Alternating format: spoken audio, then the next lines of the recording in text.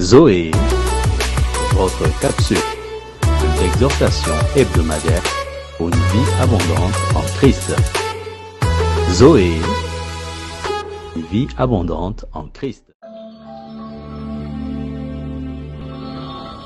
Bonjour peuple de Dieu, nous vous saluons, que la paix et la grâce de Dieu soient avec vous. C'est encore une fois Joël et Emmanuel de Family First. Shalom, shalom, que la joie de l'Éternel soit votre force aujourd'hui. Amen. Donc nous allons continuer sur nos capsules de Zoé, Zoé, avoir la vie en abondance en Christ.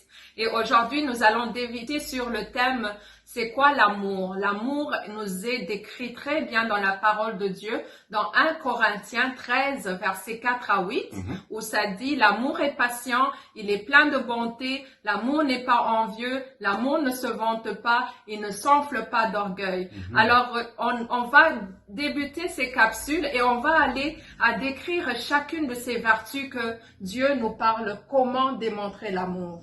L'amour est patient. On a commencé par ça. Mais avant de décrire l'amour est patient, c'est important de dire que l'amour, c'est un sentiment naturel que tout le monde a besoin. Pas seulement pour les mariés, mais pour les enfants, pour les grands-parents. Tout le monde a besoin d'amour. Et aujourd'hui, l'autre monde nous expose l'amour différemment à travers les romans, à travers les films, à travers les chansons. Saint-Valentin s'en vient, il y a beaucoup de produits et services qui sont proposés.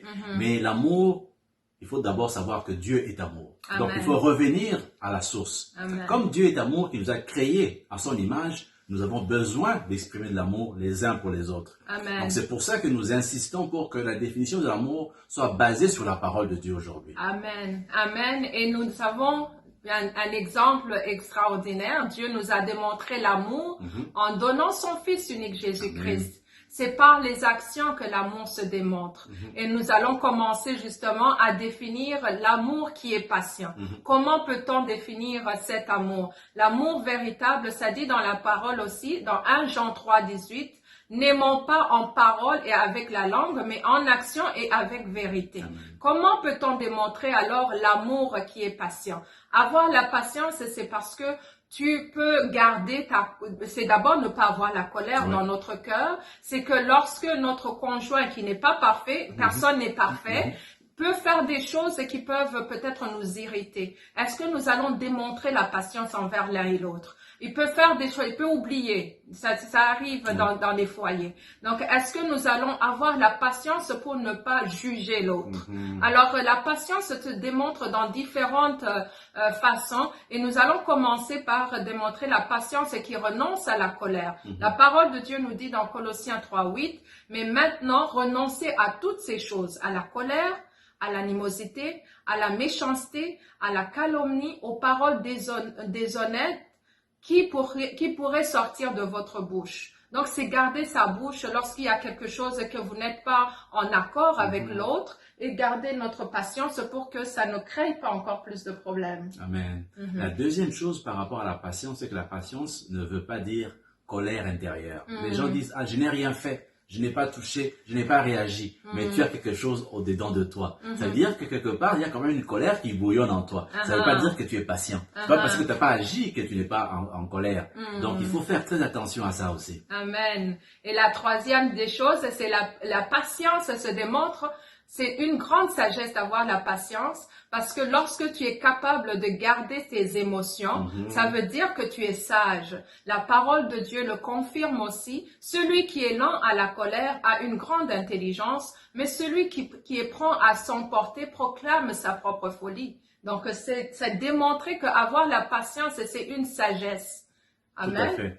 Et l'intelligence et la sagesse de Dieu. Parce qu'il y en a qui disent, il t'a fait ça, il faut le refaire ça. Si t'as fait ça, tu remets ça. Toi, tu es bête, pourquoi tu ne réagis pas? C'est la sagesse et l'intelligence de Dieu. Amen. Et la quatrième chose, c'est la patience reflète le calme et la douceur. La parole de Dieu nous dit, une réponse douce calme la fureur, mais une parole dure excite la colère. Ça, c'est dans Proverbe 15:1.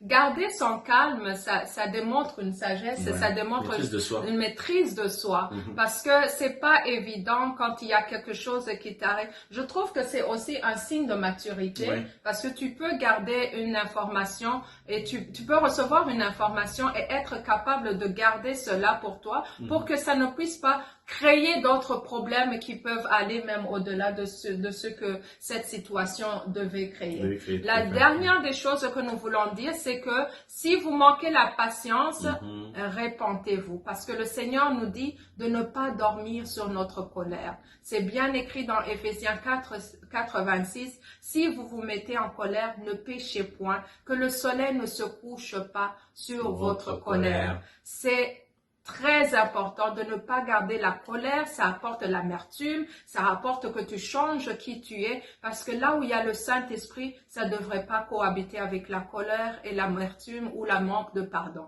Soyez donc très patients les uns envers les autres. Amen, c'est pour avoir une vie épanouie, une vie en abondance, et nous vous aimons beaucoup. Que le Seigneur vous bénisse, Jésus vous aime beaucoup. Bye bye, shalom.